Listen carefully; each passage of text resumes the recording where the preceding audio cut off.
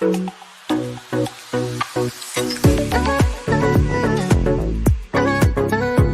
Viewers, आज आपण बनवणार आहोत सुक्या खोबऱ्याची चटणी।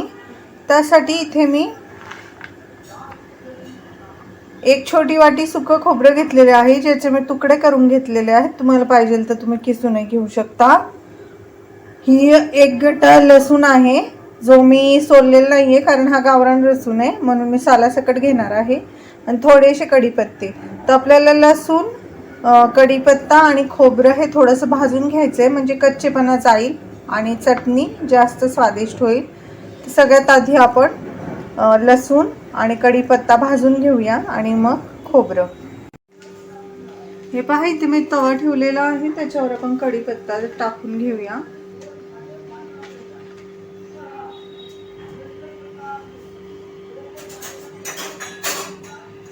आता हा कढीपत्ता कोरडाच भाजायचा आहे आणि लसूण पण।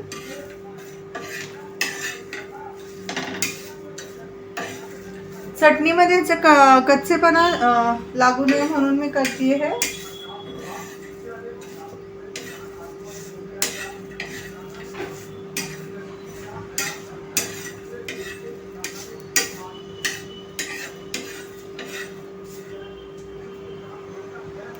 मीडियम फ्लेमवर भाजायचं आहे आपल्याला।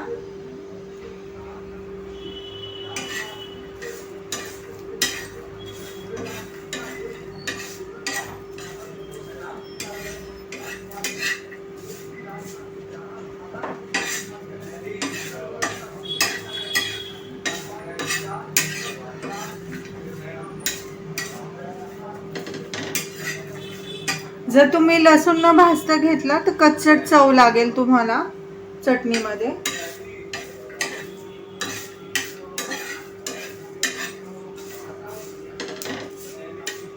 हे पहा, तर कढीपत्त्याची पानंही फार अशी सुकल्यागत झाली आहे। आपलं आता हे भाजून झालेलं आहे, तर आपण ह्याला प्लेटमध्ये काढून घेऊया।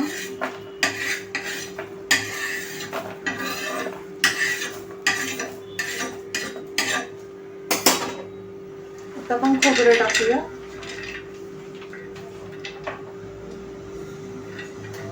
आणि खोबरं पण आपल्याला भाजून घ्यायचं आहे।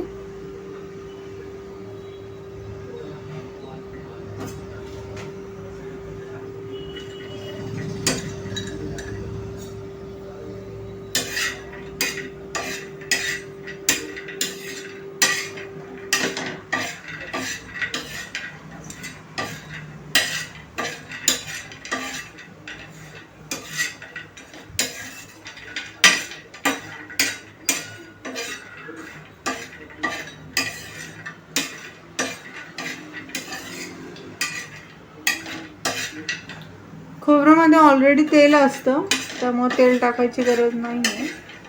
आणि वरून तेल टाकून जरी भाजलं तरी काही हरकत नाही, तुम्हाला आवडत असेल तर टाकून भाजू शकता। पण जर चटणी जास्त दिवसांसाठी राहिली ही, तर नंतर तेल वास मारतं, त्यामुळे नाही टाकलं तर चांगलं आहे। आणि ही चटणी तुम्ही 8 ते 15 दिवस आरामशीर एन्जॉय करू शकता। हिला तुम्ही काचेच्या बॉटलमध्ये ठेवायची आहे किंवा चिनी मातीच्या बरणीमध्ये। कधीही लक्षात ठेवा, कुठलीही चटणी स्टोअर करताना ती काचेच्या बाटलीत किंवा चिनी मातीच्या बरणीतच ठेवायची, नाहीतर तिला वास खराब येतो। आणि प्लास्टिकच्या बरणीत ठेवलं तर प्लास्टिकचा वासही लागतो, चवही खराब लागते थोड्या दिवसांनी आणि खराबही होते। त्यामुळे शक्यतो काचेचंच भांडं वापरा। आणि जर तुमच्याकडे काचेचं भांडं नसेल तर तुम्ही स्टीलचा डबा वापरला तरीही चालेल। स्टीलच्या डब्यामध्ये पण चटणी छान राहते। फक्त प्लास्टिकची बरणी वगैरे वापरू नका किंवा डबा वापरू नका। स्टील, चिनी माती किंवा काच काहीही चालेल। सतत हलवायचं आहे, नाही तर काय होईल ना, खोबरं कुठे कुठे करपल। आता हे जास्त पण भाजायचं नाही आपल्याला,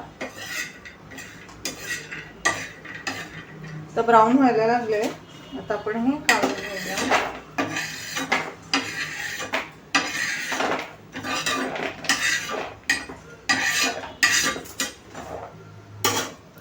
हे पहा, आता हे पूर्ण थंड करून घ्यायचं आहे आणि मगच ह्याची चटणी वाटायची आहे. आपण ह्याच्यामध्ये वाटताना मीठ आणि मिरची टाकणार आहोत. हे पहा, आपलं खोबरं, लसूण आणि कढीपत्ता थंड झालेले आहेत. आता आपण ते मिक्सरच्या भांड्यामध्ये काढून घेऊया आणि चटणी वाटून घेऊया.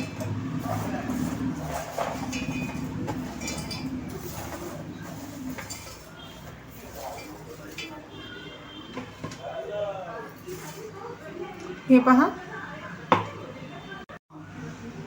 पहा इथे मी मिक्सरच्या भांड्यात घेतलेलं आहे चटणीचं साहित्य. त्याच्यामध्ये आता आपण टाकणार आहोत मिरची पावडर,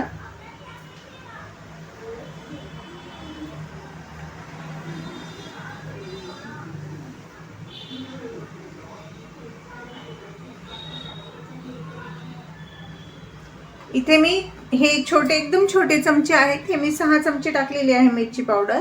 मोठा जर चमचा असेल तर 2 चमचे वापरा. थोडासा आपण ह्याच्यामध्ये हिंग टाकणार आहोत आणि थोडीशी किंचित हळद. आणि आता आपण हे वाटून घेणार आहोत. ह्याच्यामध्ये वाटायच्या आधी आपण खडे मीठ टाकणार आहोत. हे पहा, वाटायच्या आधी आपण ह्याच्यामध्ये खडे मीठ टाकायचं आहे चवीनुसार.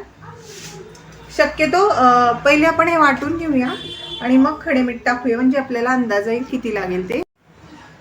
हे पहा, चटणी आपली छानपैकी आता वाटून झालेली आहे. हे पहा, आपल्याला ही थोडीशी आणखीन बारीक करायची आहे, पण त्याच्या आधी आपण चवीनुसार मीठ टाकूया. आता आपल्याला अंदाजा येईल मिठाचा, तर खडे मीठ वापरायचं आहे. खडे मिठामुळे छान चव येते चटणीला, त्यामुळे शक्यतो खडे मीठ टाका.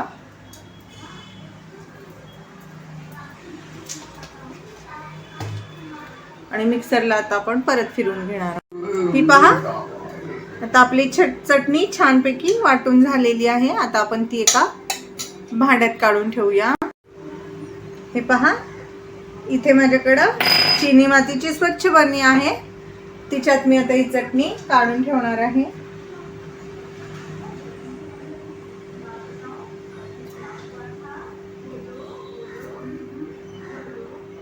तुमच्याकडे चिनी मातीची बरणी, काचेची बरणी नसेल तर स्टीलच्या डब्यात काढून ठेवा, त्याच्यातही चांगली राहील. ही तुम्ही 8 ते 15 दिवस चटणी ही स्टोर करून ठेवू शकता.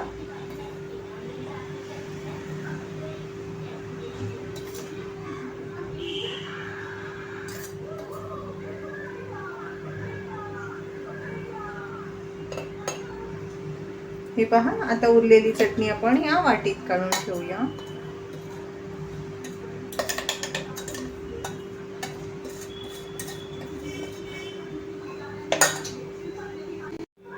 हे पहा फ्रेंड्स, आपली छान छान अशी चटणी खोबऱ्याची मी या चिनी मातीच्या बरणीत ठेवलेली आहे आणि थोडीशी उरलेली वाटीत काढलेली आहे. ही तुम्ही ह्याच्यात कधीही चमचा वगैरे टाकताना तो ओला नसला पाहिजे. कोरड्या चमच्याने चटणी काढा, नाही तर तुमची चटणी खराब होईल लवकर. आणि ही छानपैकी स्टोर करू शकता तुम्ही 8 ते 15 दिवस. आता तुम्हाला माझी जर चटणीची रेसिपी आवडली असेल तर माझ्या चॅनल लाईक करा, सबस्क्राईब करा. तुम्हाला ही चटणीची रेसिपी कशी वाटली ती कमेंटमध्ये जरूर सांगा. तुमचे काही प्रश्न असतील तर तेही विचारा.